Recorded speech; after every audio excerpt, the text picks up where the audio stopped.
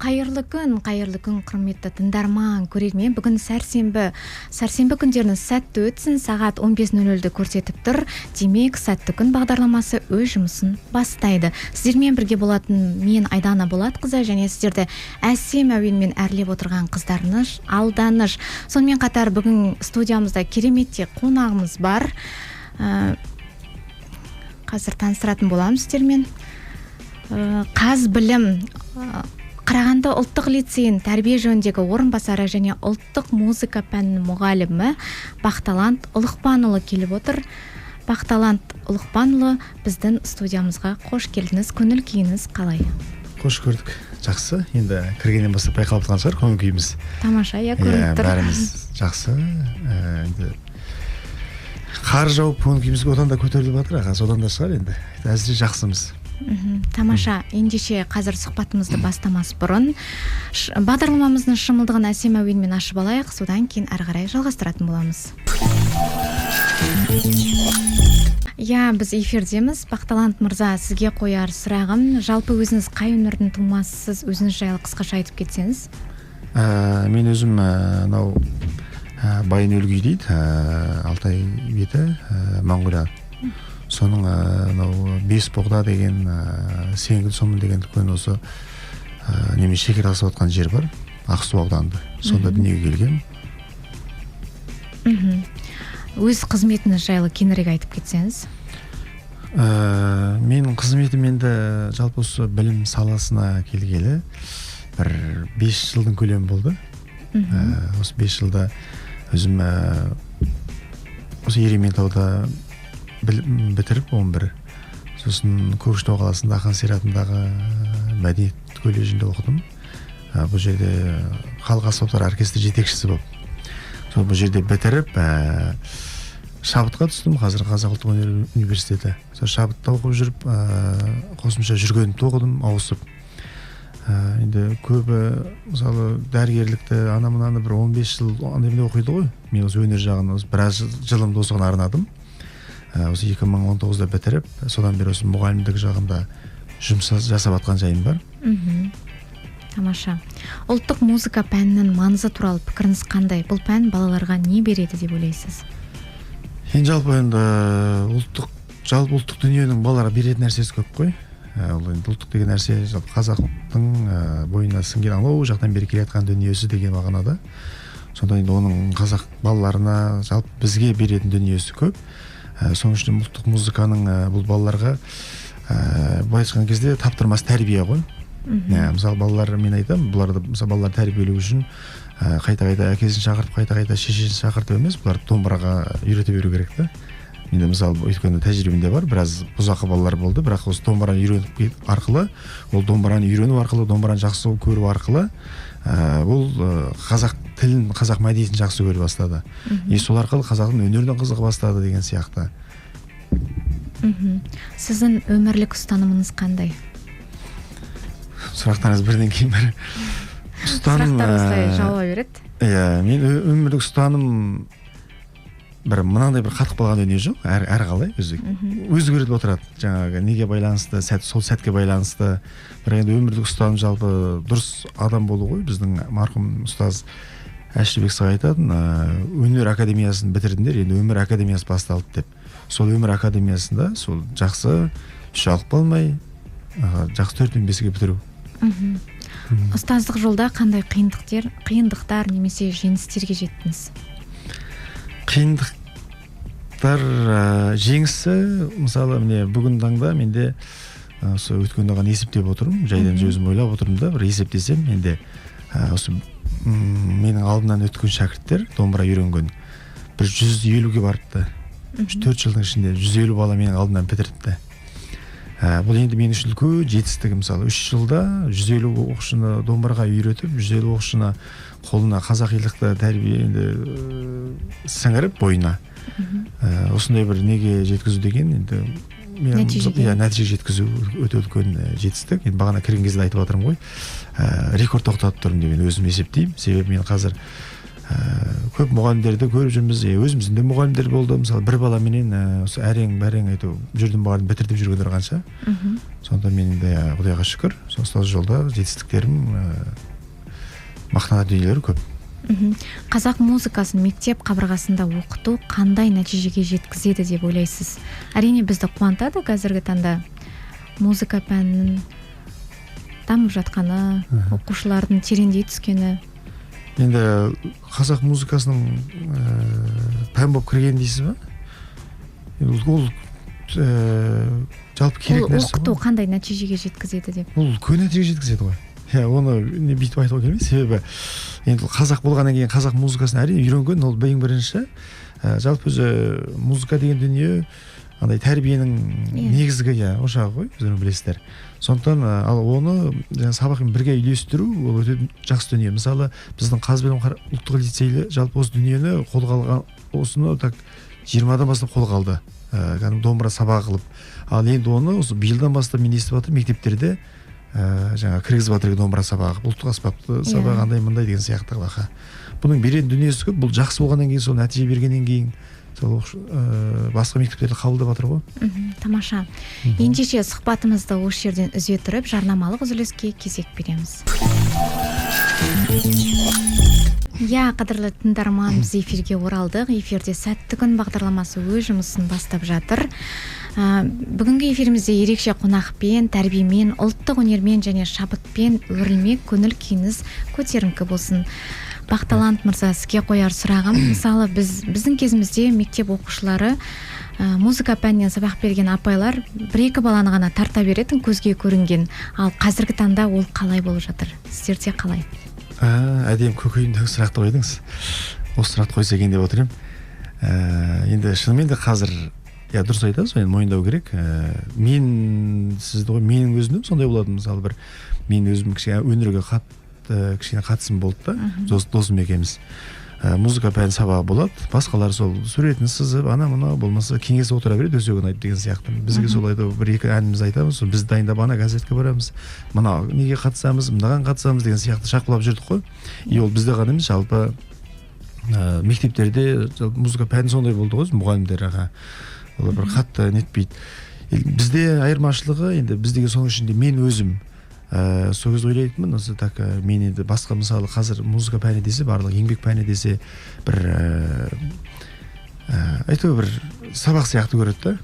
Жаңа мен енді соны босаңсып, жай қабылдайды. Босаңсып, бітті еңбекке барамыз десе, демалысқа баратын сияқты, демалыс сабағына баратын сияқты. Сосын мен сол кезде ойлайтынмын, мен егер осындай мұғалім алда жалда мұғалім болып кетіп жатсам, мен бұлай жаңағы математика сияқты, қазақ тілі сияқты оқушылар келіп жауапты пән ретінде дәптермен барлық толыққанды қатысатындай қыламын деп ойлайтынмын. Енді сол жолымыз болып, сол мұғалімдік болып қазір енді сол жаңа ойымыз іске асып жатыр. Мен енді қазір мысалы мен өзіме жауап беретін болсам, мен жаңа 150-200 бала деп айтып жатырмын ғой. Бір сыныпта енді 20 бала бар. Енді бір мектепте жаңа 4 мысалы бұрын 4 сынып болды, қазір бізде 2 сынып бар, мысалы А, Б деген сияқты. Сода мысалы былтыр мысалы 5 сыныптардан бір 20-30, 6-лардан 20, 7-лерден бір 10 деген кезде бір 50 болып солай шығып тұр. Бұлардың барлығы мысалы менде мынандай тема, бұлар менің алдыма келді, музыка сабағы деп берілді. Мен енді соның ақымды алып отқаннан кейін соған сай бұлар да үйрену керек бір нәрсе. Мысалы қазақ тілге барды ма, қазақ тілі үйреніп шығады. Математика барды ма, математиканың бәрі үйреніп шығады. Мысалы арасында бір жақсы математиканы жақсы көретін балалар, болмаса қазақ тілді жақсы көретін балалар ғана қазақ тілі үйреніп шықпайды ғой. Оған жақсы көрсін, жақсы көрмесін бәрі үйретеді. Мен де сол ұстанымда, менде мысалы домбыраны басында осы балалардың барлығы бір домбыраны сүйіп келді деп айта алмаймын. Өйткені бұлар домбыраны көрсе кәдімгі жүрегі айнып келген балалар. Бірақ сол енді айғайлап, болмаса ақылымызбен бүйтіп әртүрлі себептермен, әртүрлі жаңағы подходтармен деген сияқты жасап, қазір Құдайға шүкір, сол балалардың барлығы ойнайды менде. Жаңағы бір сабақ, мысалы 5-терге сабағына арасында барып көрсеңіздер, бір уақыттарыңыз болып жатса, оның арасында жаңағы бір ойнай алмайды деген бала жоқ. Мысалы енді келіп жатқан балалардың өзін ақырындап топтап қосып жіберемін топқа. Сондықтан бір конкурс болса, жарыс болса, бізде бір ішінде мықты ойнайтын 2-3 бала деген әңгіме жоқ, барлығы қатысады менде. Бұл да болса сол енді өзім жаңағы бір нәрсе әлемді өзгерту үшін өзімнен бастаған сияқты, сол өзімнен бастап осылай балаларды музыканың жалпы құдіреттілігін үйретіп жатқан жайым бар. Еңбегіңіздің жемісін көргіңіз келеді, иә? Барлық баладан. Тамаша, неткен жауап. Ендеше бізде ақпараттық үзіліс, содан кейін сұхбатымызды жалғастыратын боламыз. Құрметті көрермен тыңдарман, біз эфирге қайта оралдық. Біздің эфирімізде кереметте сұхбат жүріп жатыр.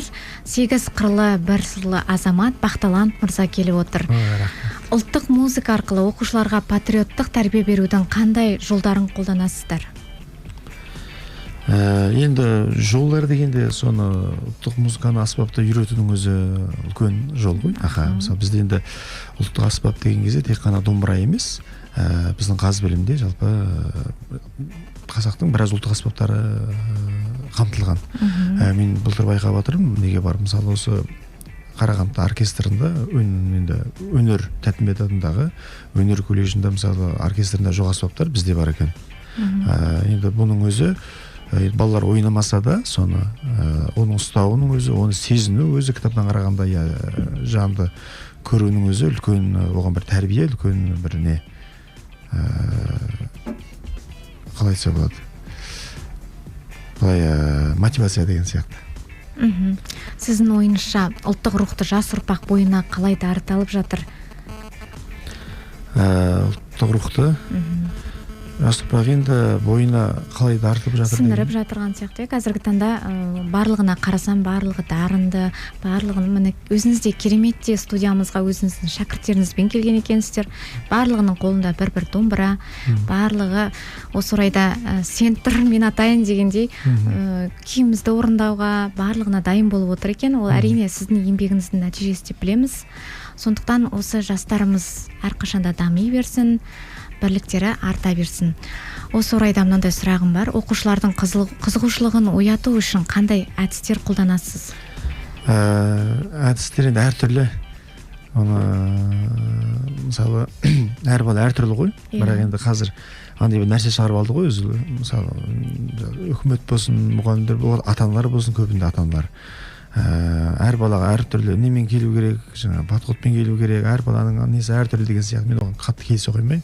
Ол әрине әртүрлі шығар, бірақ ол білімге келгенде, жалпы бір нәрсе үйретуге келген кезде, ол әртүрлі болып дүние келгенмен, оның мысалы үйренетін нәрсесі бір нәрсе.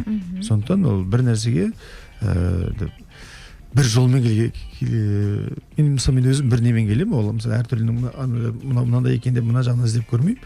Өзімдегі тактикалармен қалай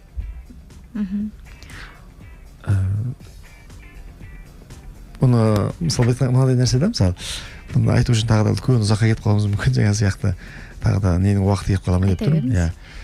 Енді ол бұларға үйрету үшін ең басты шынайылық қой. Ең басты шынайылық енді, ең басты нәрсе. Енді жаңағы ананың көңілін қайтпаса, мына баланы бүйтіп үйретсем бе екен деген сияқты нәрсе болған кезде, оны өзі дұрыс нәрсе үйренілмейді бұларда. Бұларға тек қана жаңағы көзді жұмып, мен осыны үйретемін деп кіріп кету керек, и соны бүкіліне бірдей қолға алу керек. Соның өзі бәрі бір-біріне қарап отырып, өзі бұлар анау жүректен шыққан соң жүрекке жетеді деген сияқты, бұлар сенің ағайдың, жаңағы апайдың алдында мұғалімнің шынайылығын көрген кезде, өздерінің де жаңағы әртүрлі балалардың өзі бір жерден шығып, жаңа бір үйрену несі бәрі бір уақытта сол үйреніп шығады негізі. Ұстаз ретінде сізге ең көп шабыт сыйлайтын не нәрсе? Ең көп шабыт сыйлайтын қазіргі таңда мотивация деп айтамыз ғой, енді біздің қазіргі жастардың тілімен. Енді оқушылардың ойнағаны ғой. Енді анау бір сөз бар ма, ұнайды, шетелдің бір ғалымы, анау нашар ұстаз оқушыларға айтады дейді, жақсы ұстаз үйретеді дейді, мықты ұстаз шабыттандырады дейді.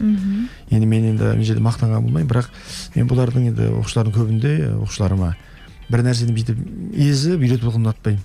Бір сағатта, бір жарыс болса да бір сағатта қайта дайындалған деген дүниелерді ұнатпаймын. Өзі бір жарты сағат, 10 минут деген сияқты жетеді маған.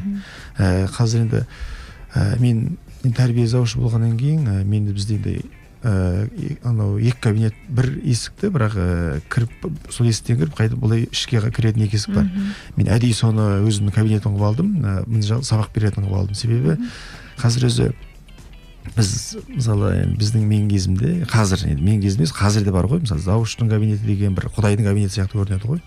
Оның есігіне кіргенді қойып есігінен қараудың өзі бір кәдімгідей қорқынышты. Иә, мен енді сондай болмасын, бұлар сол кабинетке мысалы біз бір бұзақылық жасап қойған кезде бір нәрсе бүлдіріп қойған кезде ғана келетінбіз да. Мен енді ондай болмасын деп балалармен етене жақын болайын деп сол менің өзімнің домбыра сабағымды сол кабинетімнің ішкісіне орналастырып қойған. Және сол себепті де мен одан болып балалардың бір басқа шығып кеткенін, балалардың бір нетіп кеткенін көрген жоқпын. Қайта келісінше жақсы. Бұлар енді мысалы қоңырау сайын қоңырау соғылды жүгіріп келеді, қоңырау соғылды домбыраға жүгіріп келеді. Бұл енді домбыраны бір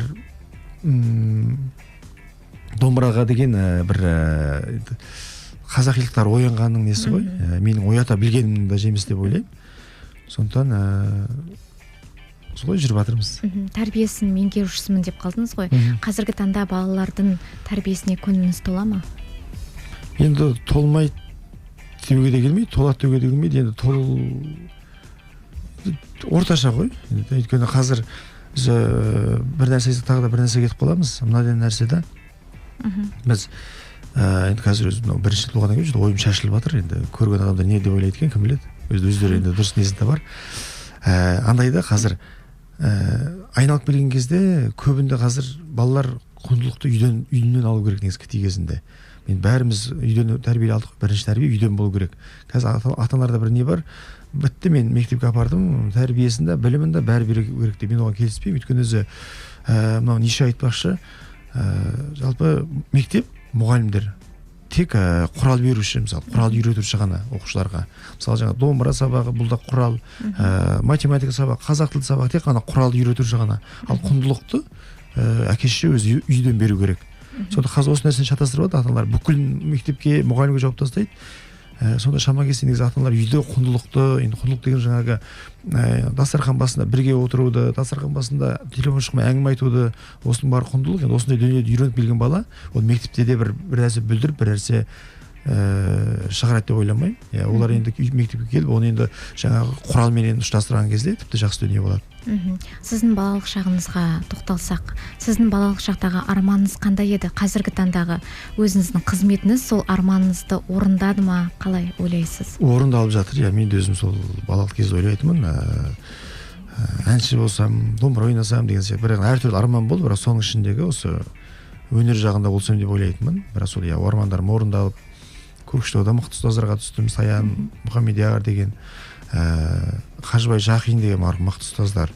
Одан кейін Астанада Қайрат Байбосынов ағамыздың алдын көрдік, жаңа Әшірбек Сағай ағамыздың алдын көрдік, Әкім Тарази ағамыздың алдын көрдік, Роза Мұханованың алдын көрдік. Одан бергісі Айзат Қадыралиева деген мықты ұстазымыз болды, Нартай деген ағайымыз болды, керемет. Одан бері Алматыға барған кезде жаңа Дулат Исабековтен бастап, Рамазан Станғазиевтен бастап, біраз мықты ағайлардың, Анар Еркебай деген сынды ұстаздарымыздың, Зухра апайларымыздың алдын көрдік. Енді содан кейінгі шығар, өнерге деген құштарлығымыз одан ары күшті болып, арманымыздың орындалу одан ары бір табан жақындай түсті. Бірақ енді әлі сол арманды орындаудың жолындамыз ғой. Әлі біз енді 30-ға енді келіп жатырмыз. Алды деп ойлаймыз біздің енді істейтін дүниелер. Енді сіздің шәкірттеріңіз сізді қандай қасиеттеріңіз үшін сыйлайды деп ойлайсыз? Қаталдым үшін ойлайсың. Мүмкін жаңағы домбыраға деген домбыраны қатты жаңағы енді болушы еді, мысалы бір домбыра үйренгісі келетін балаларға үйрете салып, үйренгісі келмейтін балаларға үйретпейді, жақсы деп отыра бер деуге болатын еді. Бірақ мен сол барлығына біркелкі үйренгісі келсін, үйренгісі келмесін үйреткеннен кейін мүмкін содан кейін құрметтейтін шығар. Осы ағайымыз жай отырмайды, бізге бір нәрсе үйренсе екен деп біз үшін барын салып жүреді деп сол үшін құрметтейді деп ойлаймын. Оқушылардың қызығушылығын арттыру үшін белгілі бір әдістер қолданасыз ба? Әдістер қолданамыз, әртүрлі әдістер. Енді сол кездегі неге байланысты. Енді біз өнер саласында жүргеннен кейін біз кішкене өнер адамдар әзілкештеу, көңілділеу келеді ғой. Кейбір нәрселерден жаңағы жол тапқыштау деген сияқты, тіл тапқыштыққа келеміз біз өзі. Сондықтан әртүрлі жолдары, әртүрлі несімен үйретіп жатырмыз сол. Тамаша. Қазіргі заманда ұлттық құндылықтарды сақтау мен дамыту неге маңызды деп ойлайсыз? Себебі өзіңіз білесіз ғой, қазіргі жастарымыз өте дарынды, өзіңіз айтпақшы. Енді ол өте маңызды қазіргі уақытта. Себебі қазір не бір жағдай болып жатыр ғой. Қазір телевизорда қосып қалса өзі көшеде кейбір тәуелсіздігін алмай шулап жатыр. Бізге Құдайға шүкір осы тыныш отанымызда, елімізде тәуелсіздіктің арқасында мектепте шулап жатырмыз деген сияқты. Енді Құдай осы күн көп көрмесін. Тамаша. Сізді көріп отырған көрермендерге қандай ақыл кеңес берер едіңіз? Мүмкін домбырашы болып отырған інілеріңіз бар шығар. Енді біз енді айтып жатырмын ғой, біз жас мамамыз мектепте. Сонда енді бүйт сөйт деп ешкімге ештеңе айта қоймаймыз, бірақ жалпы ұлттық әрбір қазақпын деген адам өзінің аспабын, өзінің ұлттық өнерін дәріптесе, енді ол жаман болмайды. Себебі қазір онсыз да небір жағдайлар, небір естіп жатырмыз ғой, көріп жатырмыз. Сонда солардың бәріне қарсы тұру үшін ең біріншісі осы өзіміздің ұлттық дүниемізге деген, ұлттық домбырамызға, жалпы ұлттық құндылығымызға деген қызығушылығы бар, соны дәріптесек, бәрі жақсы болады деп ойлаймыз. Иә, тамаша. Сіздер келгелі осы біздің студиямыз жарқырап, қазақилықтың иісі аңқып, бір керемет әсер етіп отыр бізге, шын айтқанда. Енді осы орайда біздің патша көңілді көрермендерімізге айтар жылы сөздеріңіз болса, немесе сәлемдемеңіз болса, мархабат. Енді баршасы аман болайық. Алда үлкен тәуелсіздік мерекесі келе жатыр ғой. Осының барлығы осы тәуелсіздіктің арқасы, енді осылай жүргеніміздің, сіздерге келгендеріміздің арқасы деген сияқты. Домбырамызды үйретіп атуымыздың арқасы. Сонда тыныштық болсын бастысы. Тыныштық болса, береке, бірлік болса, әдемі тірлік барлығы бола береді ғой. Сондықтан бас аман болыңыздар. Жалпы шын тілек, жалпы шын ниет қабыл болады ғой. Оны да мысалы көріп жатырмыз. Бізде мысалы осы бір апта бұрын ғана барлық, бір апта бұрын емес, осы қыс басталғаннан бастап бәріміз қарға-жан деп осы бүкіл қазақ соны күтпек, соны арманымыз орындап жатырмыз. Қар жаудымыз кеше ғана. Сол сияқты, шын тілеген дүние, шын тілеген дұға барлығы қабыл болады. Сондықтан баршаларыңызға тілеген шын дұғаларыңыз, тілектеріңіз қабыл болсын дегіміз келеді. Қадірлі Бақталан Толықпанұлы, бүгінгі әсерлі сұхбат үшін алғысымызды білдіреміз. Ұлттық құндылықтарды дәріптеп, жас ұрпаққа бағыт, бағдар беріп жүргеніңізге алғысымыз зор. Еңбегіңіздің жемісін көріп, осындай кереметтер, шәкірттер тәрбиелеп жатқаныңызға шын жүректен алғыс айтамыз. Қадірлі көрермен, тыңдарман, біз сіздермен қазір Сәтті күн бағдарламасының екінші бөлімінде қайта жолығатын боламыз. Ал сіздерге қазір жарнамадан кейін осы Бақталан мырзаның шәкірттері керемет күй орындайтын болады. Көрермен, біздің осы кереметтей шәкірттеріміздің орындауындағы әсем әнді қабыл алғандарыңызға рахмет. Балапандар, өнерлеріңіз өрге жүзсін. Осылай Қазақстанның бетке ұстар азаматшалары болып өсе беріңіздер, өне беріңіздер. Ұстаздарыңыздың еңбегін жоққа шығармай, Қазақстанның біртуар азаматы болыңыздар. Құрметті тыңдарман, көрермен, аздаған минуттардан кейін сіздермен қайта жолығатын боламыз.